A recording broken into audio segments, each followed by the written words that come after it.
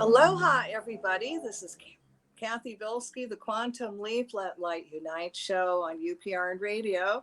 And this is Friday, January 7th, 2022, the first time I was able to say that this year.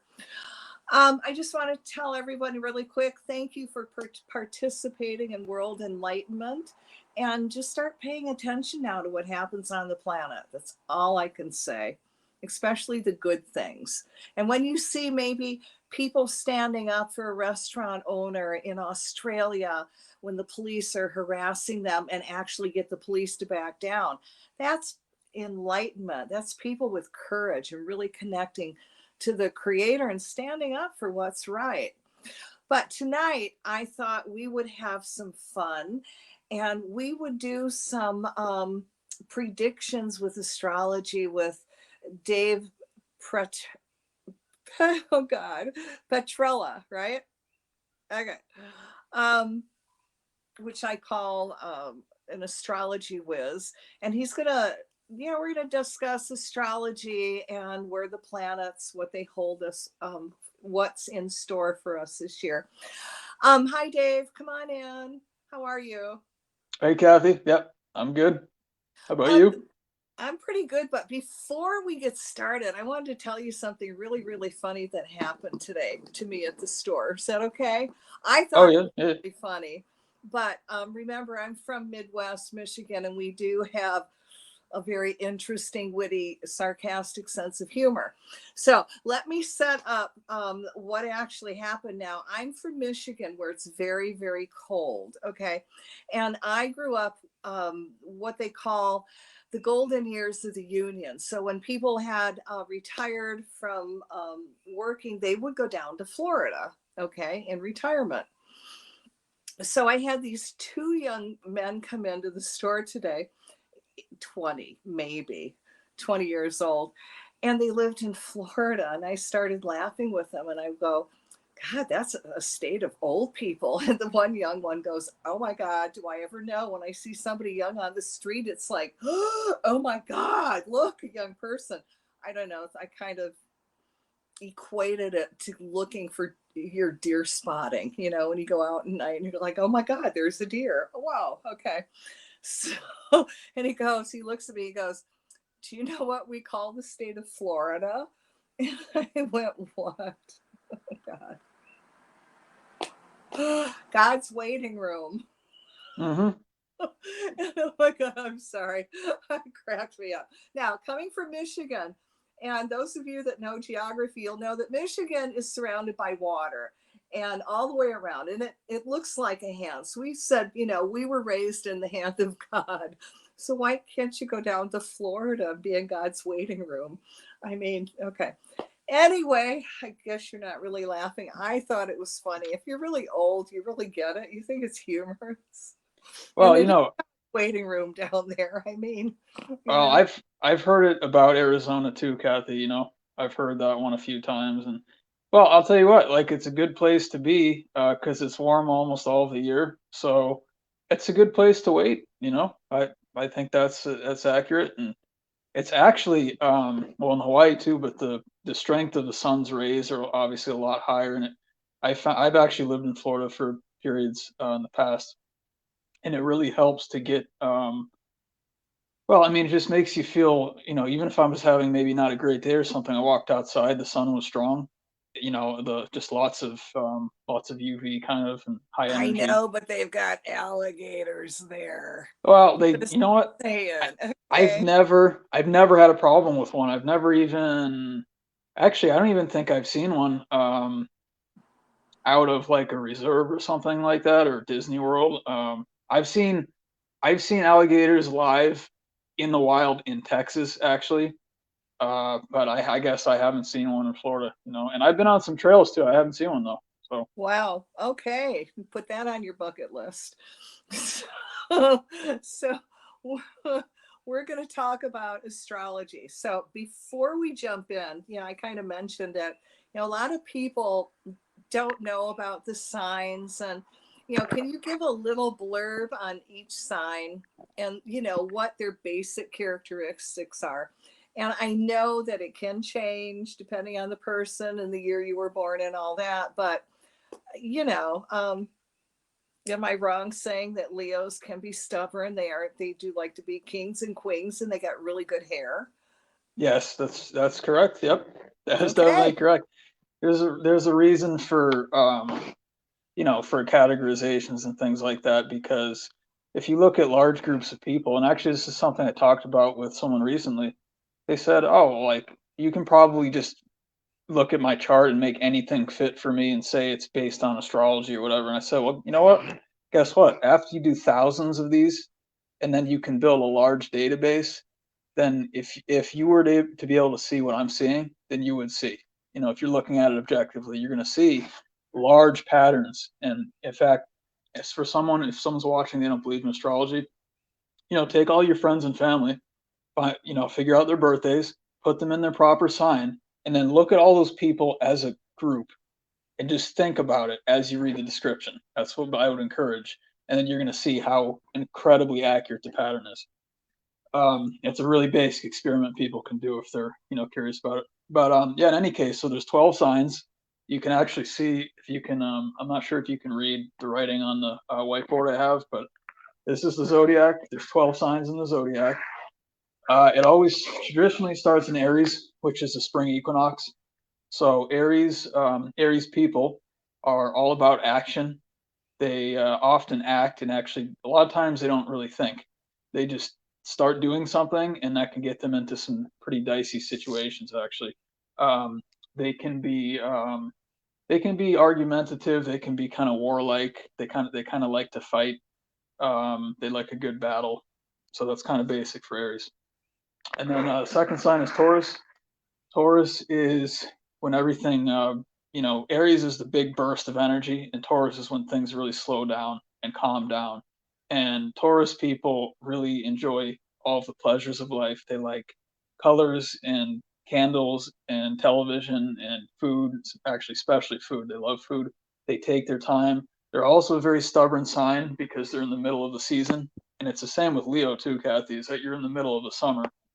And so that makes it's called a fixed sign. And all the fixed signs are stubborn, all four of them. Taurus are also they're very caring, they're very sweet people, and they don't want to fight, but if you push them, they are a bull. So just be aware that they have that in them if it's necessary. Okay, the third sign is Gemini. And Gemini, it's the twins. And that's when, things start to split. Yep, and they're on both sides. So they can see both sides of every issue. They can usually do it pretty objectively, which is really impressive. If you've ever seen a Gemini do that, they don't invest necessarily on one side, or they don't identify with one side, so they're not offended if someone else comes in and says something on the other side. They don't really show a lot of emotions. They like to joke. They're kind of the jokers. They like to play around. They love to be sociable. They're really good time. They're really fun people, but it's kind of hard to sometimes get close to them because they don't show a lot of the emotions. Okay, then that's the spring season. Those three signs are in the spring. And then you got the summer solstice, and then the fourth sign is in Cancer. And Cancer is the crab, of course. And Cancers, they're very emotional people. They need to feel safe. They need to have a safe space. So if they feel uncomfortable, they need to have a place where they can kind of go crawl away and hide for a while. They're very good hosts. Very good hosts. They're generous. They like to be make people feel comfortable, and they tend to be kind of conservative. They're pretty careful. They're pretty cautious. And then the fifth sign is Leo, which is, again, that's in the middle of the summer season now, and that's a fixed sign. Can be a very stubborn sign. Leos, like you said, Kathy, they're the kings and the queens of the zodiac. They really generally need to be the center of attention all the time if possible. That would make them very happy. They can get jealous if they're not getting it and someone else is. But they're very fair. They try to be very, very fair to everyone, and they don't hold grudges, but they never forget. So if you do something wrong to a Leo, they're not going to forget what you did. So don't try to pretend that you didn't do it, because they know that you did, and they might keep their distance. The other thing Leos do too is if they're not interested, they'll just walk away. They don't even say anything. They just disappear and they're just gone. And the person Busted. be like, yeah, yeah, they'd be like, where did that person go? Well, you know, if you think about a cat, that's what cats do too. If they're not interested, and Leo's a cat, the cat's not interested, it just walks away. And that's the end of it. Okay, so that's Leo, the 5th sign. The 6th sign is Virgo. Virgo is the last sign of the summer. Virgo is it's the Virgin, so it's a very conservative sign. They're very careful and cautious. They have a lot of anxious energy, and they get nervous a lot, and they talk very fast because Mercury is the ruler of Virgo. But they're very sweet people. They're very generally positive, happy, great hosts. They're really good at organizing and researching and information, putting things together, all those types of things. Okay, and then now we get the fall equinox, and this is the 3rd season. It begins with Libra, which are the scales.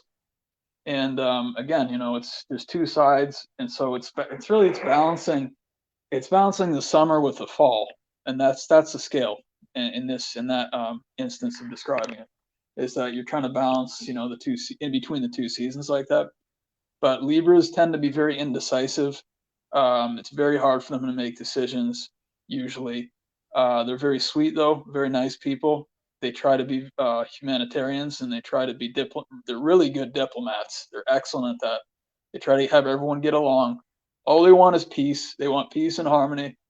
And you know, it's ruled by Venus, so anything to do with love and being kind and being generous to people and being fair, you know, of course, fair and justice, it's all these things. That's what Libra is. Okay, 8th sign is Scorpio.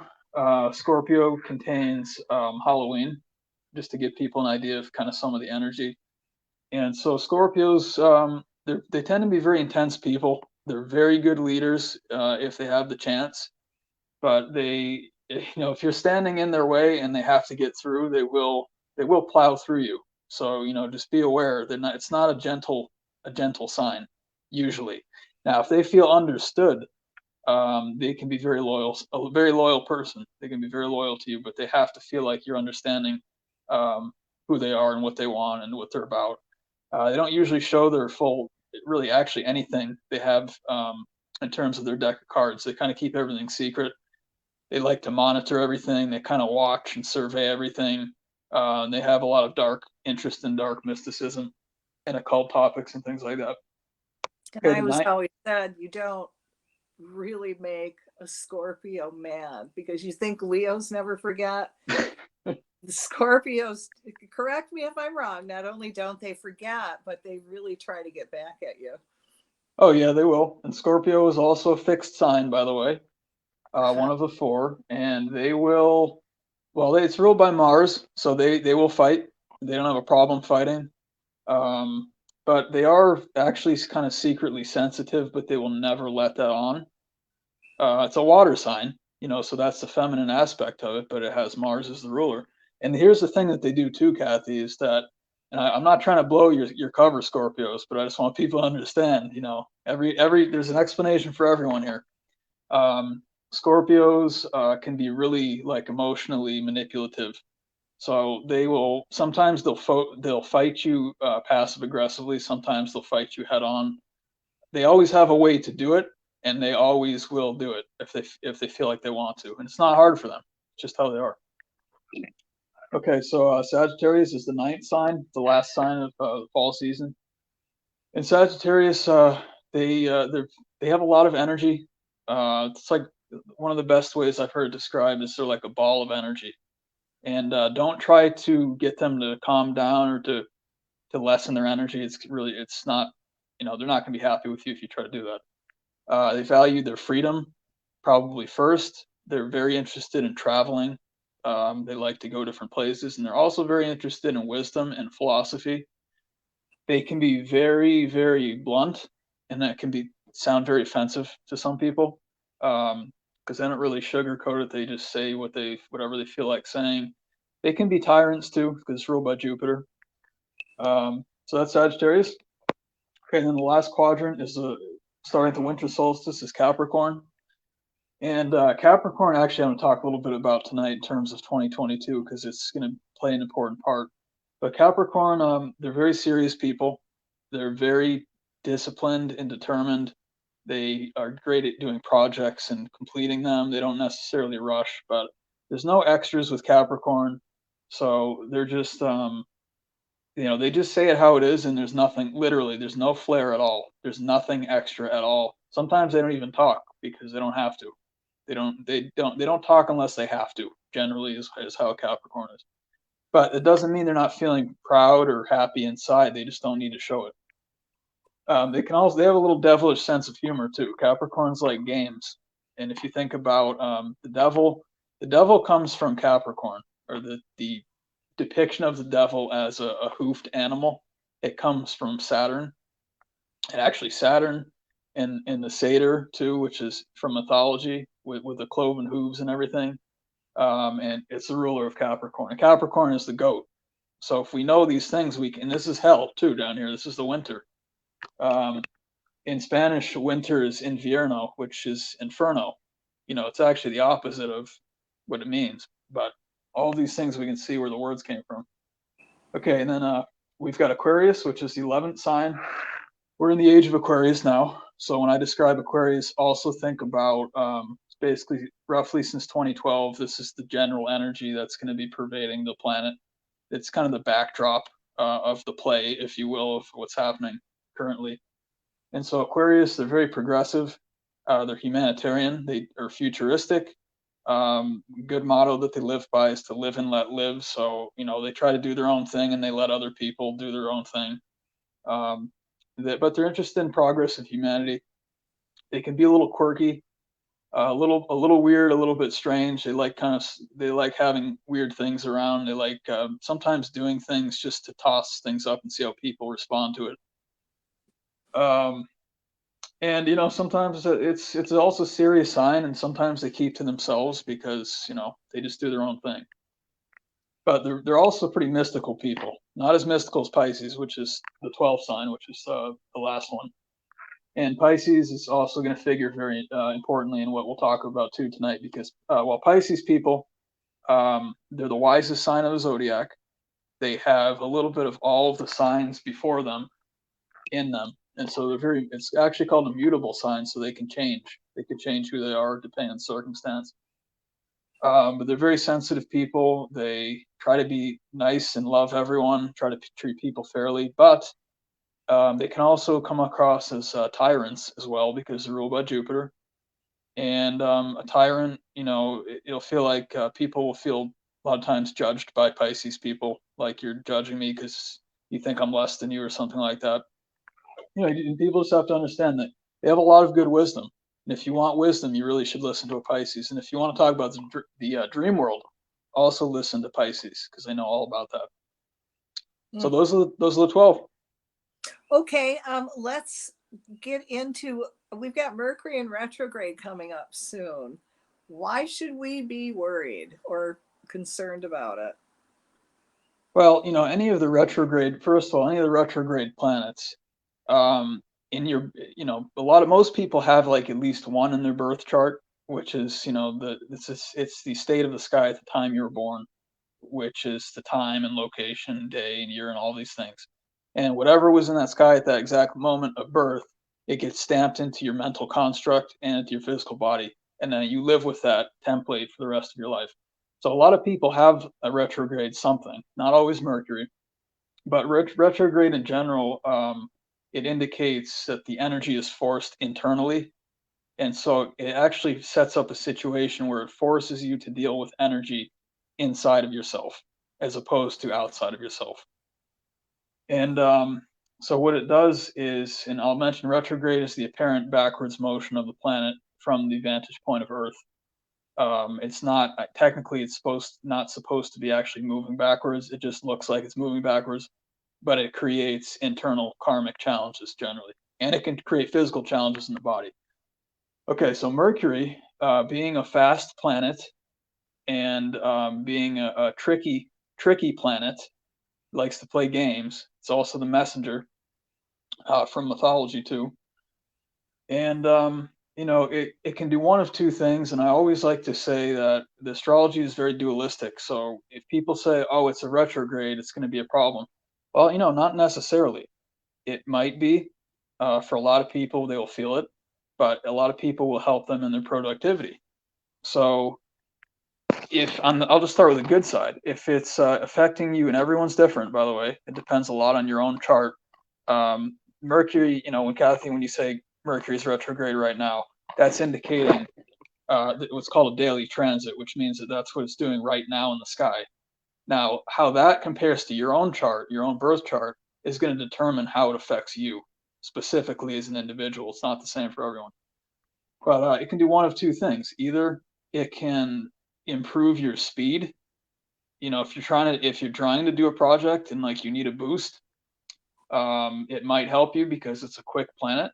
But on the other side, it's just as possible that it could start to trick you and play games and kind of mess around and flip things around on you.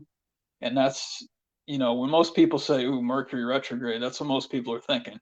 Is that, yeah, it can be very tricky. You wouldn't start a project, brand new project or a relationship in retrograde, would you? I probably wouldn't if I happen to look at it. One of the things that I do, I was talking with someone the other day about this too, is that if you're in tune enough to your own energy and your own sovereignty and also the energy around you, generally you're going to actually feel what the right thing to do is. Now, I know not everyone's at that space, and you have to be able to move energy, and takes a lot of practice and time. But I can always feel if it's the right time and I don't have to necessarily look at the daily transits and stuff like that. I probably initially would not do that. And actually a good way to do it, Cathy, I would say, is that like Mercury retrograde is starting on January 14th this year, going through February 3rd. And it's also, by the way, it's also May 10th through June 2nd, and then September 9th through October 2nd. And so what I would do is people who are really interested in the effects, just watch how you're reacting, and watch how your life is during that period of time, and see if you see a very productive time for yourself, then maybe look at the next retrograde, Mercury retrograde, and maybe think about, okay, maybe I'll start something here. But if you watch it and it's not something that's good for you, then no, I wouldn't. I agree with you. I wouldn't do that next time.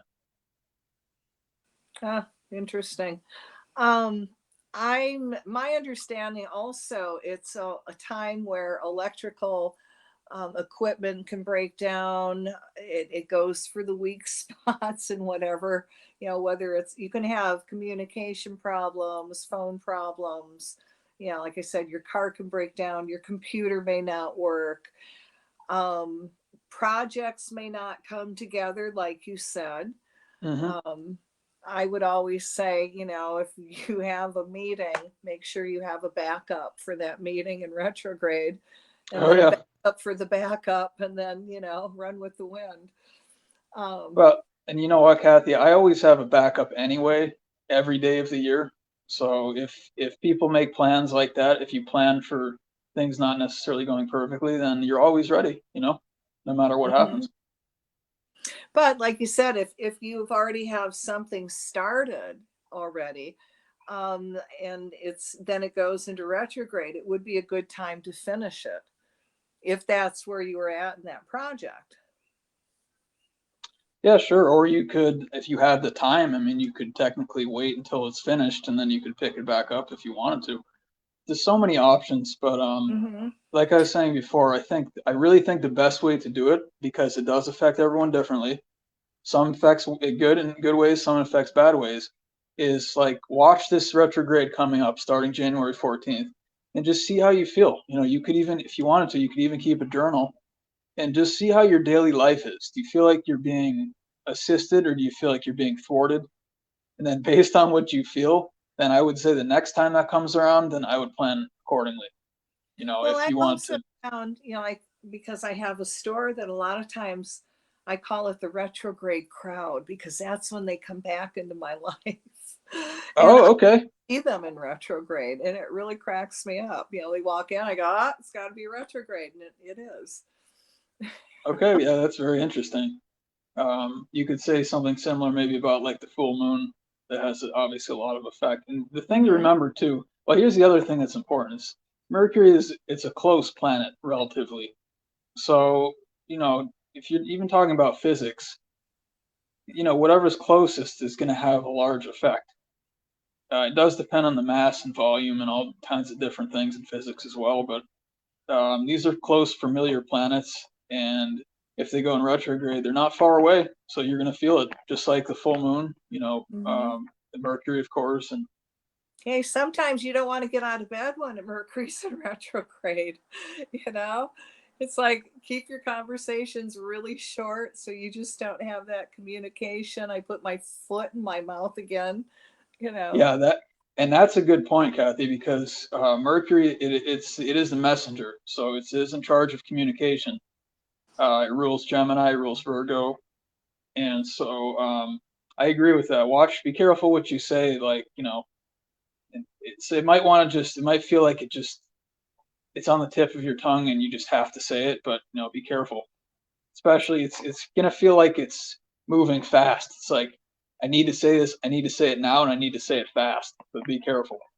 And I agree, that's Mercury retrograde. Yep. And isn't it also kind of like the full moon that, so Mercury in retrograde actually starts the 14th, but then you've got that curve, like for the first, 3 days before, 3 days after rule, that you've got to Yep. be careful with what you do. Yeah, and that's called an orb generally in astrology. I would say that's generally very accurate. Anytime you have an event, 3 days, and sometimes it's interesting though because there's what's called applying and separating, and if you're coming into it, a lot of times it's a stronger effect than when you're pulling away from it. So if you're on the applying side of whatever it is, which means the closest side to you at whichever vantage point, then you're going to be. I would be more vigilant than I would be if you're on the other side, which is called the separating side. But then here's the other thing: is that it doesn't stop at 3 degrees on either side. It keeps going. The way I usually do it is I do a 3 degree orb on either side, and then I do a 7 degree orb on either side, which is like the second level, in terms of effects. It's like a fair amount of effect, whereas the 3 degree is a strong amount of effect. And then I go up into about a 9 degree orb, 9 degrees or 9 days to either side. And then after that, I just kind of just forget it because it's so nominal after that it's It's a but you're lot of right. time that comes around 4 times a year. Yeah. Yeah, no, that's right. Now Okay, let's, can I say one more thing, Kathy? yes. Okay, so the Mercury retrograde, the other thing that it does is that it will try to convince you sometimes that you believe something that you don't. So be very vigilant. It's like you don't believe something, or you don't want to do something, and it's going to try to come in and trick you, saying, "Oh no, look, hey, you believe this side? Well, how about this side? Because maybe you should try it this way." So just be careful because it tries to get you to do sometimes to do things that you don't believe in. People should be aware of that. All right. Wow, that was pretty cool. So let's get into predictions, Wizard. Okay. All right. So we already did that one. So since we're on retrogrades, we'll just continue because there's a few, more that I want to highlight in 2022. All right. So I already listed the 3 coming up for Mercury retrograde. And then we'll talk about really quick Venus retrograde. Now, Venus retrograde is, let's see, it actually started, we're actually in it right now, believe it or not. And so that started on December 19th. It's going all the way through January 29th of this month and this year, of course. And that's Venus is love. So in terms of starting a new relationship, it's probably not the best idea. But it can pull old unfinished business back into your life, right? yeah, it can. If you start getting phone calls from an ex or something, or something of that nature, then I wouldn't be surprised at all that you're right about that. But again, it can go either way. So it might be maybe you meet someone under like not great circumstances, and maybe it's rough for a couple of weeks, and then when you come out of the retrograde, well, you met that person, so now you can continue to get to know them, and that might not be a bad thing necessarily. But yeah, that's a good point. Okay, then there's Mars retrograde coming up on October 30th of this year, going all the way through January 12th of 2023, actually. And Mars retrogrades is dangerous because Mars is the planet of war, but it's also the planet of action. So it doesn't have to be something that's going to destroy things and be negative. It's also something to get things done. And you can get things done in a non-violent, peaceful way. If you have a focus on Mars and when you're doing projects and stuff like that, then you're going to be a lot more likely to actually just get it accomplished because you have that support. But watch out for the confrontations and stuff like that. That's a good word for it. Or anything that could be like an intense argument or situation or something. Just be aware during that time that it's going to be elevated. It's going to be an elevated chance for that to happen. That kind of thing. Okay, then let's see. Oh, okay. Wait a minute. Mars, Mercury. Oh, okay. That was split up. All right. And then there's actually one. You're right, Kathy. So there's 4 Mercury retrogrades, and I'll just mention the last one because I hadn't. The last one starts December 29th of this year. It goes through January 18th of next year, of 2023. So that's a little bit away. But what were the other 2? With Venus? No, Mercury in retrograde. You got January 14th, what we're going into, and what were the other 2? Okay, we got January 14th through February 3rd. We've got May 10th through June 2nd, and we've got September 9th through October 2nd. And then it's really something good I would put on your calendar, guys. So, you just have a heads up what's coming and act accordingly, right? Yeah, be aware of it. I also mentioned this real quickly. I just talked with someone recently. If you have Mercury retrograde in your birth chart, I would say it's probably more likely that you're going to know how to deal with it because it's familiar to you. It doesn't mean it makes it easy or pleasant, but it's, you live with that every day if that's in your birth chart. So it's not something out of the ordinary for you necessarily. So those people who have that in their birth chart, and if you don't know, by the way, I mean, obviously I do birth charts. That's what I do as a career. I'm an astrologer. So if you'd like to have a birth chart done to find out about that or find out about anything else, let me know and we can get that taken care of for you too. But the Mercury, like I said, if you have, and not just for Mercury, if you have any of these planets in retrograde in your birth chart, and then it comes up during the daily year in retrograde during the daily transit, you're probably going to feel like, oh, I'm used to this. I live with this every day. So you might be a little bit better to armed to figure out how to deal with that in that case. So, just pay attention. But I agree with you, Kathy. Like, it wouldn't hurt to put it on your calendar. I don't think that's a bad idea, just to be aware of it. Okay, so there's 2 more parts that I want to talk about, and we have about 20 minutes, I think. Mm-hmm. Mm-hmm. Okay, so I'll talk about 2 more parts, and then we can obviously talk about whatever that people have interest in or that you want to ask. There's 2 big events. Now the retrogrades, those types of things happen, somewhat frequently, but there's other things that don't happen that frequently. And that's because of the orbit of specifically the outer planets that have much longer orbits. You don't see them for instance, we're going to be talking about Jupiter first. You see Jupiter once every 12 years. The Jupiter return is once every 12 years. So it's not that often. So you're going to notice it when it comes around if you're paying attention and if you know what to look for. And so what's going to be happening is that it actually already started.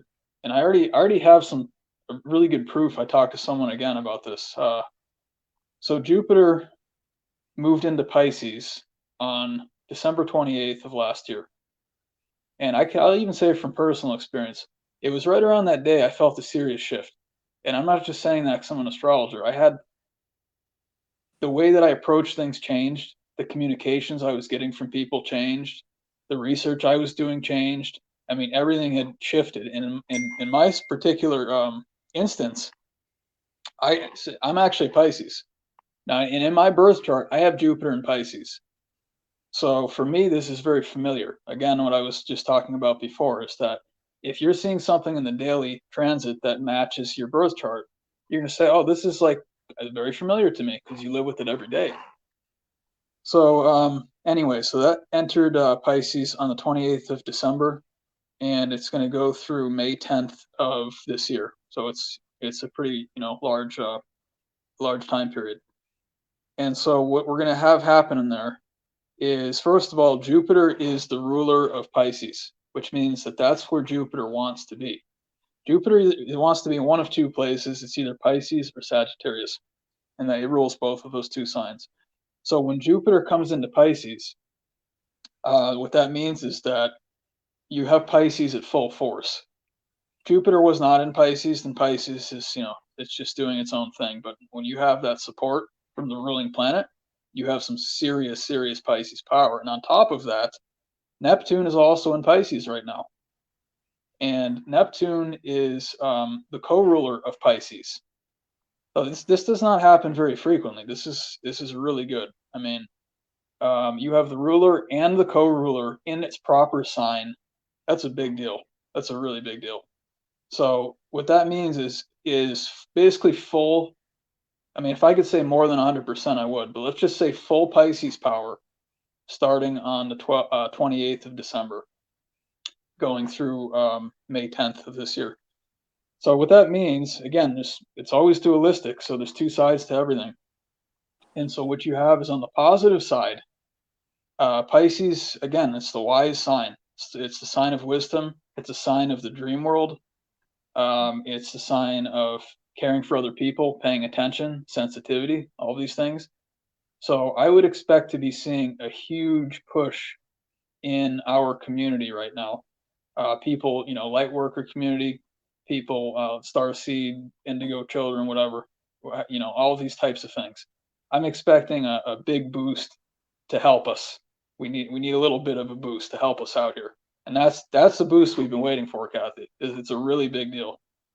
So anything to do with the dream world to having to do with wisdom, we're getting some serious assistance from that. Now, on the other side, Pisces is, again, like I mentioned before, it can also be a tyrannical sign. So Pisces, the tyrant, on the other side. And, in terms of what I would suggest, is to pay attention to oppressive systems, because we're also going to be feeling a lot of that. And we are, in my opinion, we have been, actually. Oh, absolutely. See what's going on in Australia and Austria, and yeah. Right. So, that's going to get a boost too, I believe, unfortunately, because it might probably going to vacillate back and forth. But I can don't it think. go the other way when people, when you say people rising up and speaking out and standing up for themselves? Oh yeah. Yeah, and using the wisdom to do it, and Mm-hmm. understanding laws of sovereignty and things like that, is that we have our own human laws and all these things that are above systems.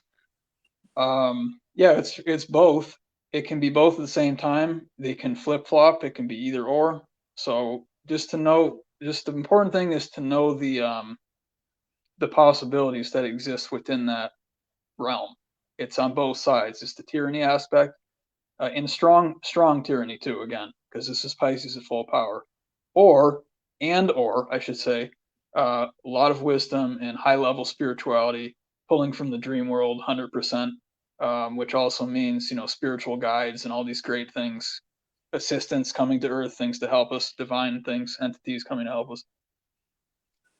Okay, and then it's coming back, actually, October 28th this year, going through December 20th of this year as well. That's a second pass. So during those periods, again, be looking out for the things that I was talking about. And if you happen to have, well, and again, it's something that, if you know your birth chart and you know the positioning of what that's going to do for your own natal chart, then it's either personally, it can help you. It can also be a challenge. or it can be both. And it depends on the aspects and the angles and all these things in your birth chart. Okay, and then let's see, in May, Jupiter moves into Aries. So during the period, you know, the 2 times that Jupiter is moving into Pisces, it's going to be in Aries. So when Jupiter is in Aries, so what is that? Let's see, May 11th through October 27th, I guess. During that period, I would expect a pretty big confrontational energy, really like a big, broad spectrum confrontational energy. And then it's going to be reverted back to where it was starting December 28th of 2021, which is, again, that's the wisdom aspect, the helpful spiritual, high-level spirituality. Okay, anything that you want to add with that, Cathy? Or No, but when you're doing, you know, energy work and you understand that,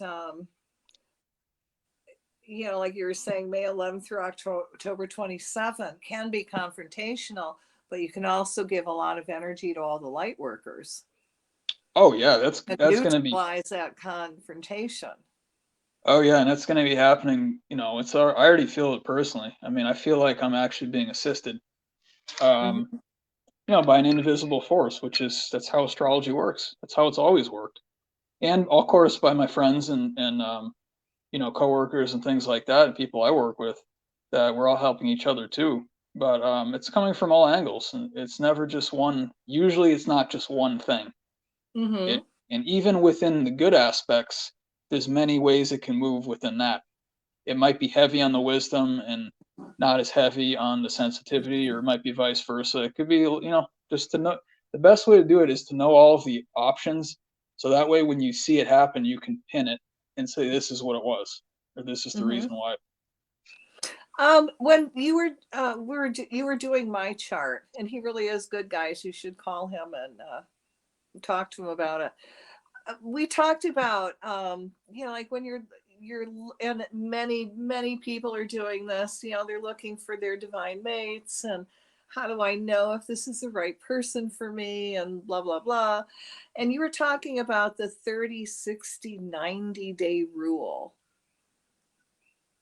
Can you expand on that? Yeah, sure. Well, okay, I'm gonna start with 90, I think. So 90 degrees, for each day of the year, it's a degree is equivalent to a day. So what that means is a 90-degree angle to your birthday is called a square. And a square is, again, it's not just bad, it's both. And I just actually went through my square to my natal sun recently, and guess what? And this is the thing, is that it wasn't until after it happened that I realized what happened, because I said, wow, this is ridiculously powerful. What is going on right now? And then when I looked, or when I paid attention, I said, okay, yeah, I just went through my square. Of course, that's what it is. So with a square, if you're talking about, are we talking about matches specifically about, okay, with other people? All right. So you can actually you can even do the calculation yourself if you want. Obviously, I'd be happy to do it for you guys if that's what you're looking for with astrology. But 90 days before your birthday or 90 days after your birthday is a square, and that's going to it's going to be very difficult. It's going to be exceptionally rocky. It's like it's like a roller coaster, up and down. You're going side to side. It's really wild. It's a really wild ride when you go through a square. But it's also really good for information coming in, because it gives you a perspective that you would not normally ever have, because it's a perspective that you don't even want to spend time in, because it doesn't feel good. So if you're talking about a 90-degree or 90-day before or after your birthday, just be aware that it's going to be good and bad, and you can't separate them. You're going to feel both of them. So it's very powerful. It's very interesting, and it's like a very curious thing. You can't not do it. You can't not pay attention to it. You can't look away. I'll put it that way. If someone's a square to you, you just can't. You are transfixed by this person. So that's a lot of the appeal for that. But it's also, they're going to put you on a roller coaster. So you better be ready for that. if you guys want to go into that, to the 90 degree. The 60 degree is But generally this is considered your birthday to birthday, so this is your sun sign, and it would have nothing to do with your rising or moon. well, right, and not in this instance, but you can also use it to see how is the moon responding or how is my ascendant responding. You can use it for any body at all. I mean, Okay. astrology is limitless. You can project anything, and depending on what you're trying to accomplish and look for, then that's when it makes sense if you can identify that to figure out what it is. Okay, so what it is, 60 degrees is called a sextile. It's a gift. It's like a gift. That's the best word I can have for it, use for it. And it's gonna feel really good. It's easy. It feels good. Feels pretty natural, and there's not a lot of bumps and stuff. So that's one I would say. I wouldn't really even say think twice about it. Yeah, I would say green light for a 60 degree or 60 days before or after your birthday. I'd say green light for that. At least initially, and since the natal suns are the strongest, it's going to carry the most energy. So I would say I would support that one for sure. And then a 30 day 30 degree before or after is it's really splitting. It's really getting split. The smaller angles are not generally as powerful because they just don't. They're so close. It's just, again, it's physics. So if some, well, okay, I should put it that way. But if you have an angle that's a larger angle, you have more energy coming in. It's a longer distance to travel to get to that meeting point. Whereas if you have a closer angle, it's much less the distance. That's really what I'm talking about. So for 30 degrees, I haven't spent a lot of time with that. I do spend some time with actually a 33 degree angle. You guys can look at that one if you want. That's one that, again, though, I feel like it's 50-50. So if you wanted to do that, look 30 or 33 before, 30, 33 after, and see how you feel if you can meet a person during that time. But out of all of those, in terms of if you want smooth sailing, I would go with 60. Yeah, but sure. would you do like 60, 63, Oh yeah, you can do. Or after? Yeah, you can do, right out of the gate, I would say 57 to 63 in that region. It gives you about 7 days. But like I said before, sometimes the applying is stronger than the separating. But again, it's just you have to work with it a little bit and see what makes sense to you, really. Okay, I've got one more thing, Cathy. I really need to get to it. It's the most important one, if you don't mind. Go for it. Okay, so we got about 7 minutes, I guess. All right, so really the last event that I want to highlight is a seriously big event. Okay, so what's going to be happening is Pluto is going to be in its return. Now, Pluto, first of all, let me just say this. Pluto was demoted a while back to, not a planet, a planetoid, essentially. The more that I spend time looking at Pluto, the more that I think it's actually Nibiru. So for people who are interested in the Sumerian mythology, I would really encourage you to pay attention to that.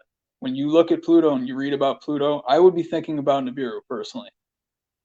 This is the massive planet that's affecting the orbits of Neptune and Uranus. That's past their orbits. It's not something the size of Pluto that's going to do that. And it's not. I actually don't think it's visible. I think it's in the invisible spectrum, which is why scientists are having such a hard time. But it's out there. It's out there. Okay, so the orbit of Pluto. And by the way, okay, I'm going to refer to it as Pluto just because it's referred to as Pluto in astrology, so we'll go with that for now. But Nibiru has been called the destroyer of worlds. I think in several different texts, actually, in cultures. I think Zecharia Sitchin actually said it quite a few times. And it's just really interesting because Pluto is described as the destroyer. Also, it's the destroyer and the transformer. It's actually both. So we'll get back to that in a second. But Pluto returns to the same spot it was in the sky. It only happens once every 248 years. It's a very rare event. This is an exceptionally rare event. No one alive has seen this. By the way, that's a What serious. date is that? Well, it's actually coming. Well, actually, here, let me say this first, Cathy. The last time that it was in the position it's going to be in this year was July 4th, 1776. Okay, we know that that was the inception of the United States. So it heads up to everyone that we're going to be seeing a serious shift happening. It's going to be big, very powerful planet. Okay, so this is coming in February. It's February. I've seen February 20th, 22nd, somewhere right in there. And what's important to note about that is that that's also the very beginning of Pisces. So, and what else did we just see with Pisces? You know, when we were talking about Jupiter, Jupiter just entered Pisces, and it's there with Neptune, ruler and co-ruler. So Pluto is, I mean, there's all these things happening with related to Pisces, is what I'm trying to point out. And again, going back to what we were saying before, that you have the positive and negative aspects to that. But anyway, February 20th or 22nd, then it's going to come back for a second pass on July 11th. And then the last one is on December 28th, 2022, which, by the way, you know, since we're matching up things a lot here, is that that's the day that Jupiter entered Pisces in 2021.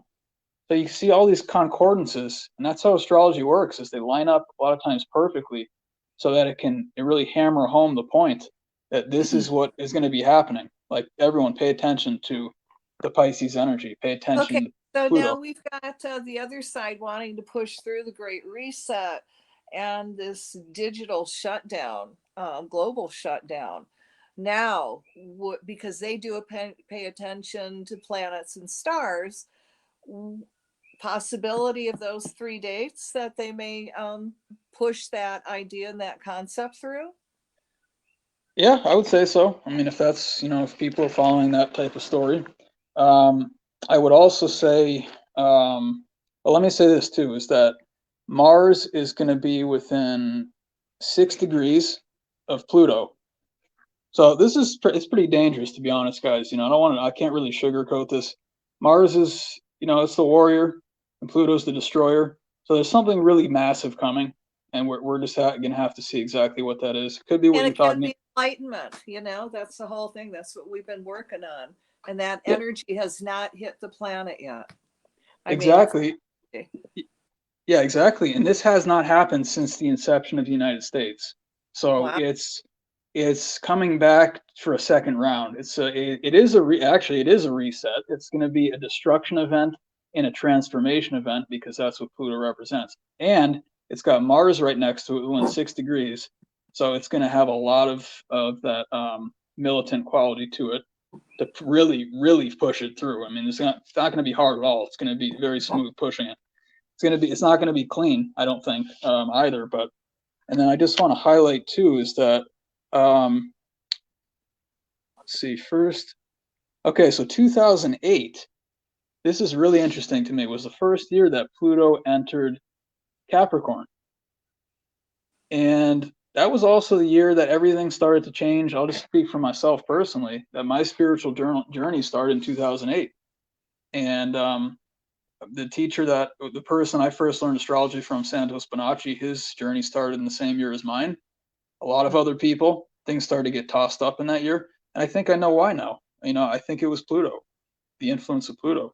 The other thing, Kathy, I'd be watching out for is that it's in Capricorn, Pluto's in Capricorn. And so that can indicate the fall of potentially public figures, a pretty inglorious fall, I'll put it that way. Because Capricorn, exactly. Now, Capricorn is talking about career and achievement and stuff like that. So people who have achieved, and of course not everyone, I'm just select people I would be saying, people who have achieved high status and things like that. We might be seeing some fall of some very prominent figures in the world. We're talking about, say, for example, the people on the WEF, the World Economic Forum, that really are creating all this mess. They may go down. Is that what you're saying? This is a good possibility during this time where, you know, they're caught, tried, and found wanting. I think it's the best chance the past 248 years. Yeah, in my opinion. I mean, to be honest, we could also be talking about a natural disaster. I'm not trying to scare people, but there's the I think we're long overdue for that. Not that I want to Yeah, see it, but 'cause I when you're don't. doing energy work, though, you can do it to calm it down beforehand, so that Oh doesn't yeah. happen. So instead of having a big blow up, the Mother Earth can actually ratchet that energy. But if you know ahead of time that, this energy in these days are coming, now that gives us the tools and the ammunition to neutralize it and to work on it. Yeah, I agree with that. We should always be proactive. Um, and it could also be, it could be an extraterrestrial event as well. I personally been waiting for that for a while because I asked the question. People who know me, they know I ask this question every day. It's like, where's the assistance? You're going to watch all of your children suffer like this, and like, is it a game? Are you not here? Is anyone home? Are you not trying? Are you not watching over the people you care about?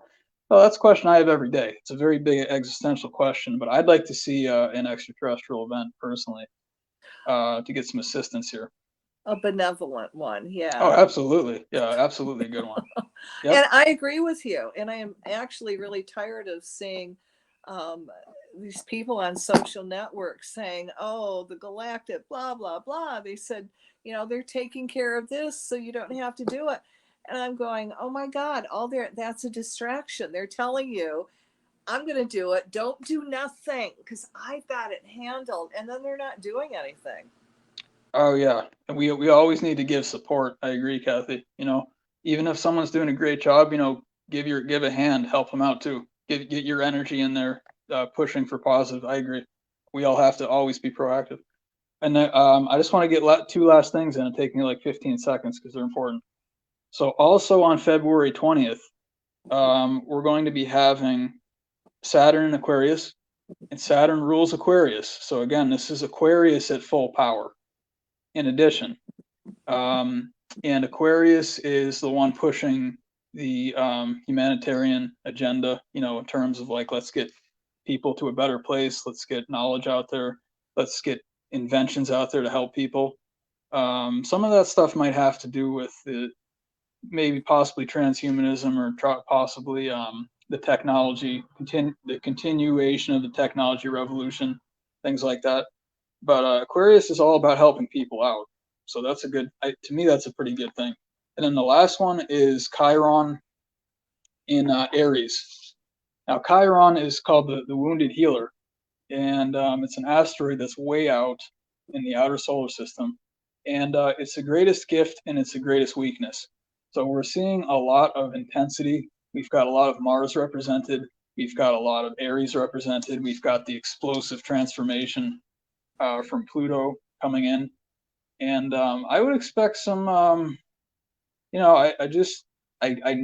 I really don't want to see it happen, but just let's all be aware of anytime you have Mars in there and Aries in there in a favorable position, you're going to be seeing some real intensity. So just everyone, be ready for that, and Okay. always do the best you can. All of us Now, do. not that I want to cut you off, but we don't have much time left. So if people want to get a chart done and all that yummy stuff, and you're also an animal communicator. I can. I have I kind of do it in a natural way. The quieter your mind is, the more that you can communicate in the animal world, and they pick up on that. They want to know they can trust you. The more telepathic you are, the more chance you're going to have an animal really being able to communicate with you. I'll put it that way too. But actually, speaking of which, Kathy, I know for a fact that at least so far, dogs and cats, they also have their birth charts, and it affects them equally. That's something I've done several times too. So if people want to look at that, if you've got a pet or something, you want me to look at that, I can do a chart for your pet. And in addition to that, like you mentioned, yeah, birth charts, relationship matching. I do business application things. If you have a business or you're trying to maybe select dates, things of that nature. Really anything astrology at all, I can figure it out for you. Of course, Okay. I also How did they teach find astrology. you? We got 20 seconds. Okay, yeah, find me on Facebook, Dave Petrella. Instagram is Dave Petrella 12. If you want, you can send me an email, davepetrella@hotmail.com. And my last name is spelled P like Peter, Etrella. Well, there we go. Oh God, you're gonna have to come back. This hour went by. Sure, yeah. And on that note, this is Cathy Bilsky, the Quantum Leap Let Light Unite show on UPRN Radio. And this is January 7th, 2022.